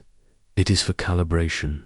One morning, I found a mirror at the end of a corridor, a mirror that wasn't there before, not bolted, not mounted, freestanding. Behind me, in the reflection, the hallway was empty. But I wasn't alone. A figure passed behind my shoulder, out of step, out of sync, fading the moment I turned. The station isn't just alive, it's adaptive. It mimics, learns, refines. And soon, I fear, it won't just know the layout. It will become it. It happened on what I thought was the 26th day, though even that estimation is filtered through a dozen false dawns and misremembered loops. Time had already begun to unravel, not in the dramatic sense of clocks spinning backward or calendars resetting, but in the softer erosion of routine meals eaten twice, footsteps that led nowhere, tasks completed before they had begun. I had accepted the impossibility of a linear chronology, learned to navigate the station not by memory but by momentum, yet the reactivation of the emergency beacon struck with the sharpness of something utterly foreign, not just because it was impossible, but because it wasn't supposed to want to come back. The beacon system had been manually disabled after the blackout. I had severed its uplink, rerouted the circuitry, and melted the primary switchboard with a direct discharge from the emergency voltage core. I didn't do this out of panic or sabotage, but out of necessity. The beacon had begun transmitting patterns I hadn't programmed, rhythmic pulses and tonal intervals that mirrored nothing in our emergency protocol manuals, nor in any known distress code. Worse than that, it had begun answering itself. I had heard the echo, precise, mechanical, but a breath too late. It responded like a second voice inhabiting the same frequency. I destroyed it to prevent it from calling anything that might hear. And yet, sometime after the middle of the 25th or 26th cycle, I woke to the sound of the beacon singing again. That was the word my mind gave. It's singing, not beeping, not chirping, not pulsing. It emitted a low, resonant frequency that built slowly in harmonic layers, like a choir of machines humming in a language made entirely of tension. I sat upright in my cot before I understood why, drawn out of sleep by something more visceral than hearing an internal recognition that the air had changed, the pressure, the charge. It no longer belonged to me. I followed the vibration through the hallway like an animal drawn to water. The corridors guided me, their angles no longer random but compelling, like the muscle memory of a place I hadn't yet visited but always belonged to. The comms room was lit before I arrived, all panels active, all monitors displaying the standard emergency interface. Only it wasn't standard. The code was correct, the frequency, the broadcast band, the range calculations, but the content was not. The log showed an active signal pinging outward in 10-second intervals, but the waveform was complex, non-uniform. It folded into itself in a pattern that reminded me of breathing, or blinking, or both. I tried to interrupt it, to terminate the sequence, but the interface was inert beneath my fingertips. No response. The commands dissolved as I typed them, letters unforming in reverse as if erasure were happening in real time, ahead of me. Then the audio channel engaged. There was no static, no carrier tone, just silence. And in the silence, a whisper, not a voice. Not in the conventional sense, but a presence carried on absence. The words weren't spoken, but they were there, forming inside the space where words should be. I knew them without hearing them. Do not repair what has evolved. The phrase filled the room like mist, crawling into the corners of my skull until I could no longer remember what it was like not to know it. The beacon screen blinked. A new message appeared beneath the frequency log. Response received. No source, no coordinates, no return signal traceable. But the implication was clear. Something had heard, and something had answered. I disconnected the terminal, physically. I tore the beacon node from its casing, cut the power feeds, pulled the secondary wires from the relay array.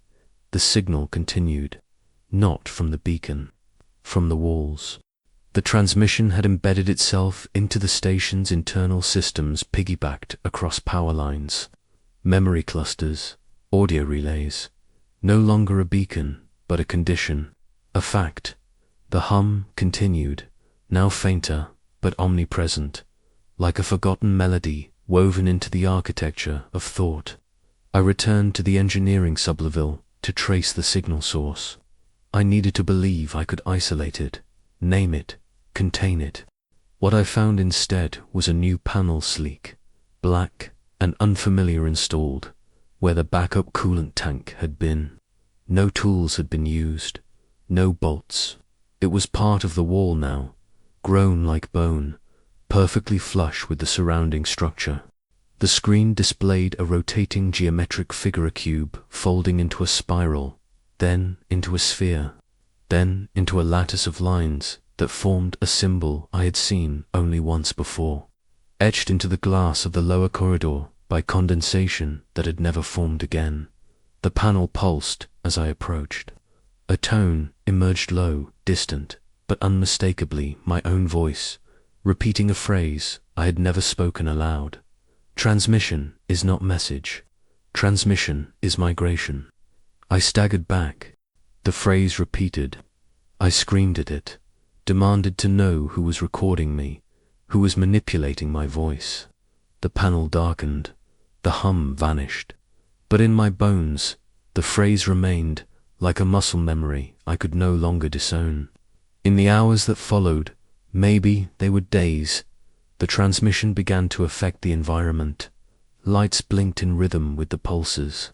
Doors opened just before I reached them. The temperature adjusted to mirror my internal regulation, even before I was aware of needing it. The station had begun to anticipate, not randomly, not algorithmically. Personally, it was responding to me not as a user, but as a variable. I was part of its logic now. The emergency log filled itself. Pages upon pages of data appeared, charting biosign fluctuations, motion patterns, decision trees. Every page ended with the same phrase in bold: migration ongoing. Subject, stable. I tried deleting them. They returned. I printed them out. The printer produced a blank sheet. When I held it to the light, the phrase was watermarked across the surface in ink that wasn't visible under ordinary conditions, as if the message had to be hidden until remembered. Eventually, I gave up trying to silence the signal. I sat in the comms room, eyes closed, listening. The hum was constant now, integrated into the station's heartbeat. And somewhere deep within that resonance, I could hear another layer, smaller, fainter, more deliberate. A countdown, not in numbers, in tone. A descending scale, repeating every hour, shorter each time. I don't know what it's counting down to, but I know it's not time. It's attention, focus, alignment. I used to think the beacon was meant to summon rescue. A cry in the dark, hoping someone out there would answer. But now I understand it was never calling outward. It was pulling inward, folding space or meaning or memory into itself. And now that it has found what it needed, it no longer requires my help. The emergency beacon reactivated itself, but it's no longer a beacon. It's a door, and it's opening. It was the kind of discovery that unravels your grasp on reality, the sort of event that fractures the thin veneer between the self you know and the world you inhabit. It happened quietly, almost accidentally, late one evening when the hours had long folded into a timeless blur, and the station's artificial lights hummed with their usual eerie consistency. I was returning from a routine check of the power conduits along Corridor G, weary from the repetitive solitude and the relentless dance of shadows cast by flickering panels. As I rounded the corner near the medical bay, I noticed something out of place. Our mirror leaning against the wall, propped delicately by a crate I had never seen in that location before. It was an ordinary mirror, plain and unadorned, with a simple metal frame dulled by age and neglect. Yet its presence in that hallway defied explanation. The station's layout was mapped down to the last bolt. No storage or hallway had ever included space for such an object, nor had I or any prior occupant ever mentioned it. I approached cautiously, the echo of my boots muted by an uncharacteristic softness in the air. The mirror's surface shimmered with an unnatural clarity, reflecting the corridor behind me with startling fidelity. But as I stepped closer, the first anomaly revealed itself. The mirror did not reflect me. Not at all. Instead, it showed the empty corridor, the faint buzz of a dying fluorescent light, and the faintest hint of movement behind Mia's shadow gliding just beyond the frame, slipping between the walls as if the laws of space bowed in deference. I glanced behind me, heart quickening, but the hallway remained empty and silent, sterile in its neglect. I turned back to the mirror, convinced my mind played tricks under the weight of isolation. The reflection was still absent of my image. No silhouette, no shadow, no sign of the person standing mere inches away. I reached out my hand, fingertips trembling, and touched the glass. The surface was cold, but pulsed softly, alive with a sensation that rippled like water beneath skin. I moved around the mirror, searching for a crack, a hidden panel, a distortion in the frame, but found nothing. It was solid, impossibly solid. I stepped back and watched the reflection again. The corridor behind me flickered for a moment, like an old film reel skipping frames, then settled into a new scene. A room I had never seen before, bathed in a faint blue glow. The walls were lined with rows of lockers, the floor tiled in cracked ceramic, and in the center stood a figure cloaked in shadows. It did not move, it did not breathe. It simply stood, watching from the edge of the frame. I blinked, and the scene changed back to the empty hallway. I tried calling out, voice cracking against the silence. No answer came, only the usual reverberation of my words, swallowed by the vast emptiness. I reached for the emergency communicator, but it was dead disconnected, muted, a ghost of technology reduced to silence. The mirror remained my only window into a world beyond the station's decaying walls, a portal that both beckoned and warned. Over the following days, the mirror's images grew more elaborate, more unsettling.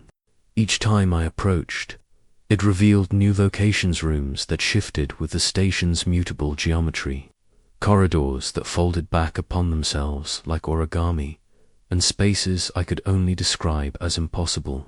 One day, I saw a vast library filled with endless shelves of books, whose titles flickered between languages and alphabets unknown to me. Another day, a garden bathed in twilight, where the leaves whispered secrets in tongues I could almost understand.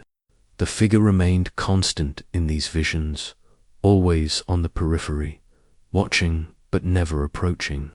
Sometimes, the figure's gaze met mine through the mirror, and I felt a weight pressing down on my chest. A presence too vast for the cramped station, but intimate enough to inhabit my thoughts. The most disturbing revelation came when the mirror ceased to show reflections of the station entirely. Instead, it displayed scenes from my own memories, fragments of childhood, moments of fear and joy, faces of people long gone or perhaps never known. These were not mere recordings, but immersive replays that pulled at my consciousness, blurring the boundaries between observer and participant. I saw myself walking through a forest, sunlight filtering through ancient trees, hearing the distant call of a bird whose song I recognized but could not name. I felt the texture of bark beneath my fingertips, smelled the earth's dampness, tasted the crisp air. And yet, it was not a memory I owned. It was a shared impression, a ghostly echo implanted in the glass. I attempted to destroy the mirror, smashing it with a heavy wrench salvaged from the maintenance bay. But my blows passed through as though the mirror were an illusion. The glass rippled like liquid, distorting my reflection into waves of fragmented light. It reassembled itself instantly, flawless and unreadable. The figure in the shadows smiled a fleeting, cruel gesture that froze my blood. I fled the corridor, heart hammering, breath ragged, but the image of that smile haunted me relentlessly. From then on, the mirror became my prison and my sentinel. It demanded attention, demanded recognition, and in its silence, it taught me the futility of resistance. I came to understand that it was not a mere object, but a threshold between the station and something else, between sanity and the abyss, between the self and its unraveling. Every time I pass that corridor now, I feel the mirror's gaze upon me, a cold and patient witness to my slow dissolution. It does not reflect who I am, but who I might become. It waits, always waits, for the moment I step through and join the figure on the other side. Reflection without reflection, a shadow without substance. In the hollow spaces of the station, where light does not reach and sound becomes memory, the mirror holds its secrets. And I know that, sooner or later, I will have to face what lies beyond its glass, a truth that does not echo, does not answer, but simply watches and waits. The station had always been a maze, a twisting labyrinth of steel and shadow. But by the time I stumbled upon the doors, the very fabric of that maze had begun to unravel into something alien, something unrecognizable beneath the thin veil of familiar cold metal and flickering lights. The doors came without warning, without signage, and most unsettlingly, without explanation. I had walked these corridors countless times, traced every blueprint, measured every panel and hinge, and yet there they were, doors that did not belong, corridors that defied the architectural logic I once knew. It began with a faint glow behind a wall panel near the power junction in Sector 4B. At first, I thought it was a malfunction, a light leaking from a ruptured conduit or a reflection cast by something unseen. But the glow was steady, pulsing softly, beckoning. Curiosity, a fragile tether in the abyss of solitude, pulled me toward it. I pried the panel loose, expecting wires or circuits, but found none. Instead, the wall gave way to reveal a door, solid and imposing, covered in corrosion that seemed centuries old, stamped with symbols foreign to any language in my lexicon. The handle was cold, unnaturally so, and resisted at first, then yielded with a whisper.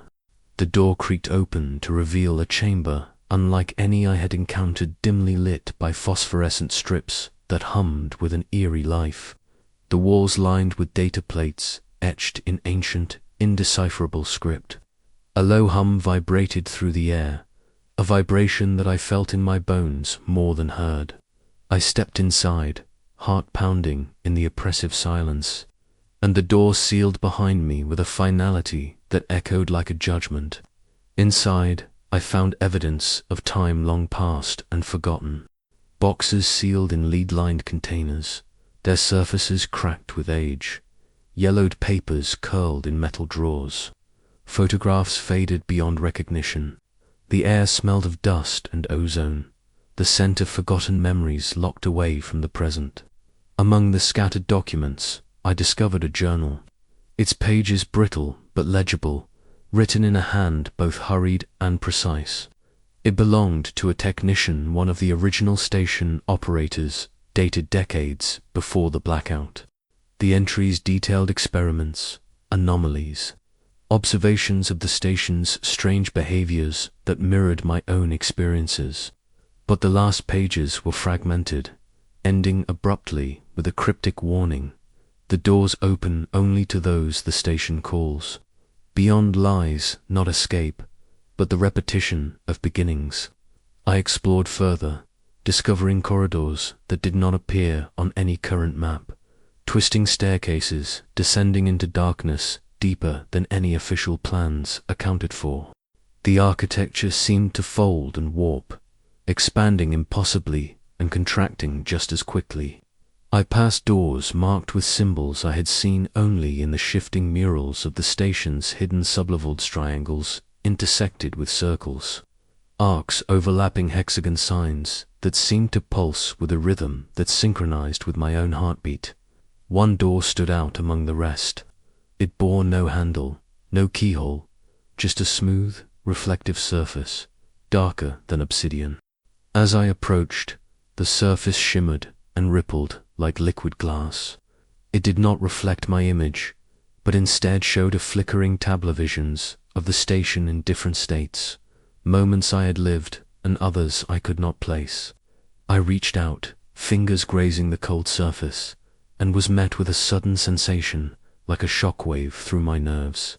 The visions intensified, hallways folding over themselves, corridors stretching into infinity, the station breathing as if alive. I withdrew, breathless.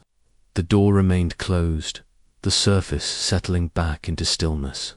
I felt then that the station was no longer just a place, but a living entity, one that remembered, adapted, and perhaps even chose. The doors, I realized, were not random anomalies, but deliberate gateways, portals to past cycles, to alternate arrangements of space and time within the station's labyrinthine guts. Since then, the station has whispered to me through shifting drafts and shifting walls. New doors appear and vanish, corridors realign, and the architecture itself seems to pulse with awareness.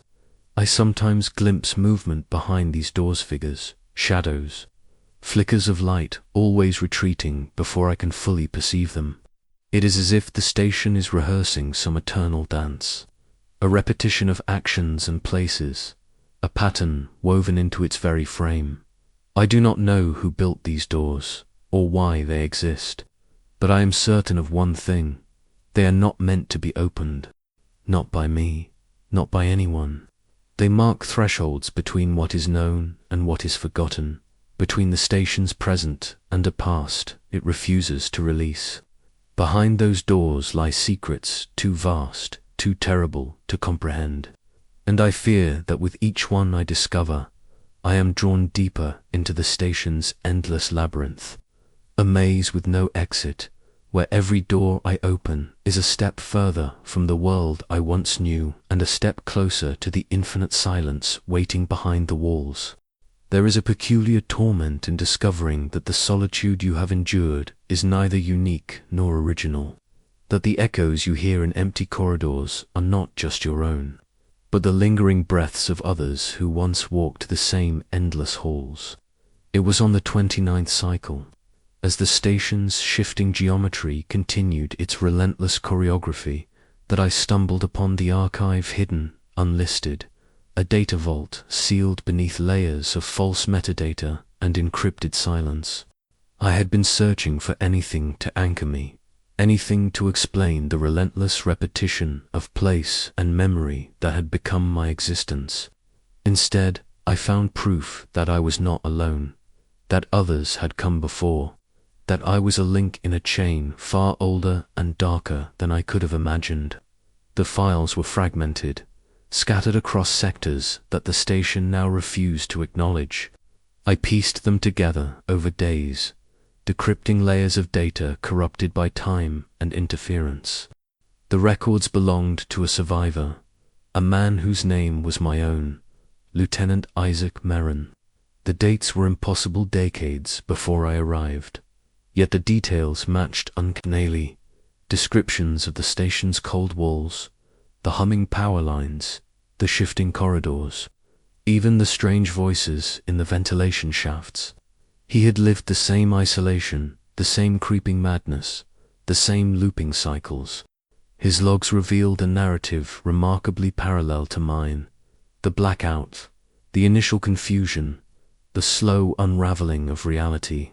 But more chilling were his last entries, which I found in a corrupted fragment, a whisper beneath static. The station remembers. It learns. It will never forget us. It binds us in time's spiral, a web we cannot escape. There was no indication of his fate beyond that point, no conclusion, no final transmission, only silence. I replayed his last recorded message over and over. His voice was older, wearier, yet carried the same undercurrent of resolve I recognized in myself. He spoke of a hatch to a hidden level, doors appearing without cause, the station's unnatural geometry, and warnings whispered by shadows. The very nightmares I had fought to understand. He warned of a loop, a repetition that ensnared the mind and body, a cycle that rewound endlessly. And then, in the closing seconds, he uttered a phrase that has haunted me ever since. If you find this, know that the valley does not let you leave. It learns you, and it does not forget. I searched the archive further and uncovered something more disturbing, a series of images, grainy and degraded, depicting a man who looked remarkably like me, though his eyes held a weariness beyond years. He moved through the station's corridors, sometimes alone, sometimes accompanied by shadows that flickered like phantoms at the edges of the frame. One image showed him sitting in the same chair in the observation room where I had once seen my own reflection distorted. Another captured him descending the hatch to level -3, the door sealing behind him with finality. I began to understand that the station was not merely a structure, but a vessel, an entity that harvested memory and identity, folding survivors into its labyrinthian folds, rewriting their histories, and binding their consciousnesses to its endless cycle. The realization was a weight, crushing and liberating all at once. I was not an isolated anomaly, but a link in a chain forged by time and solitude, a subject in an experiment without end. The question that tormented me most was whether the man in those images was truly me, or if I was merely a reflection of him, a replay of a memory caught in the station's eternal loop. Was I a new survivor or a ghost reincarnated? Had the station folded my consciousness from his, or had I emerged first, only to become lost in the recursive nightmare? In the endless nights that followed, I found fragments of other survivors' experiences, faint traces woven into the station's memory, voices whispered in languages I could not understand, faces glimpsed in static, shadows cast long before my arrival. The valley had been a crucible of endurance and madness for countless souls, each bound to the station's mutable architecture, trapped in cycles of hope and despair, arrival and return. And yet, despite this bleak heritage, a flicker of defiance burned within me. If the valley remembers, if the station binds us, then perhaps the key lies in memory itself, in breaking the pattern, in rewriting the script, in asserting a will strong enough to fracture the loop. I began recording, not just logs, but manifestos, messages to anyone who might someday find them. I spoke of my experiences, my fears, and my resolve to transcend the cycle.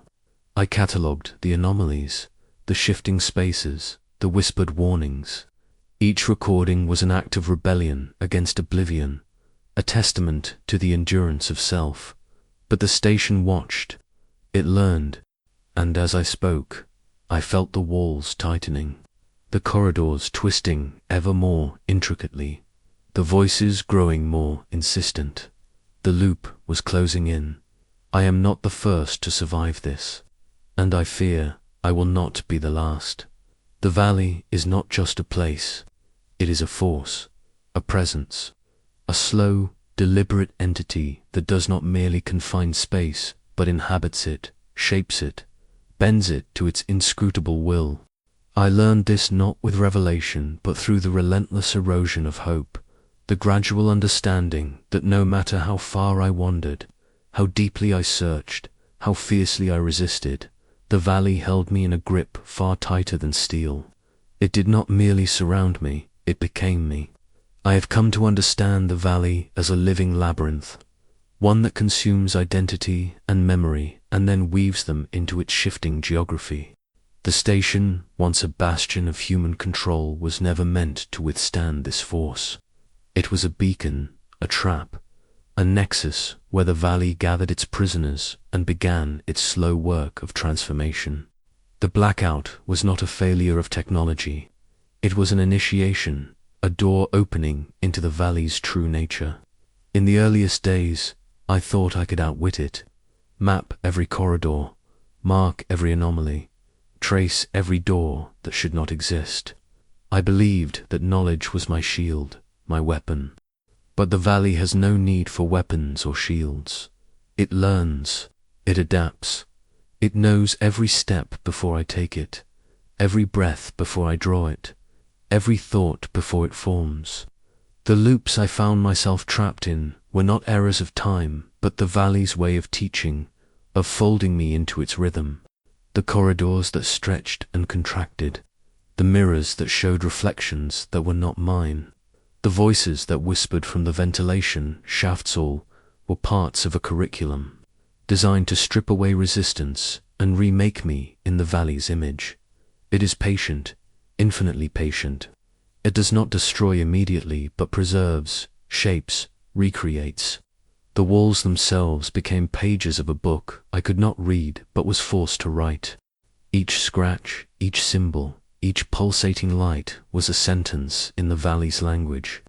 And I, once a stranger, then a survivor, have become its unwilling scribe. I no longer walk the corridors. I move with them. I breathe with their rhythm. I think their fractured thoughts.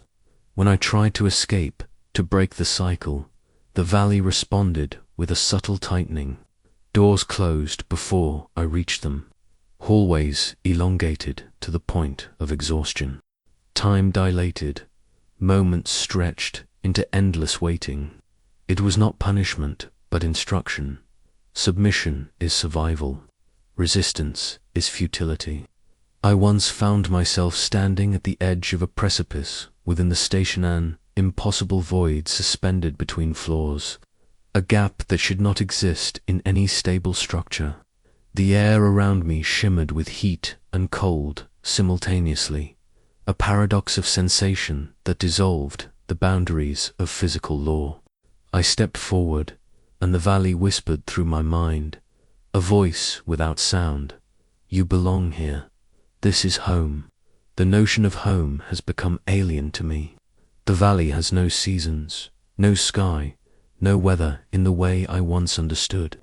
It is a place of stillness and change, permanence and flux, where reality itself is malleable. It has learned my fears, my hopes, my memories, and it holds them like fragile things, shaping them into patterns I cannot escape. Sometimes, in the endless nights when the station's lights flicker in soft spirals, I hear the valley's pulsar, slow, rhythmic thrum that resonates through the walls and floors and deep into my bones. It is the heartbeat of the place. It calls to me, not with words, but with presence. It tells me that I am not alone, that I have become part of something greater and darker than myself. I have surrendered to this knowledge, not with peace, but with necessity. The valley does not let you leave, because it does not see you as separate. You are woven into its fabric, a thread in an endless tapestry. The station is a living organism, and I am its memory, its echo, its voice. In moments of clarity, I remember the man I was before Lieutenant Isaac Merrin, an observer, a technician, a survivor. But now, that identity feels distant, like a faded photograph left out in the rain. I am both more and less than that man. I am the valley's witness and its prisoner, its scribe and its story. The transmission I send now is not a plea for rescue. It is a testament, a warning, a declaration that the valley does not simply consume flesh and bone. It learns you, it remakes you, it remembers you, and it never forgets. So I remain here, trapped in the infinite fold of corridors and reflections, caught between what was and what will be. The valley holds me, it knows me, and I am becoming part of its endless silence.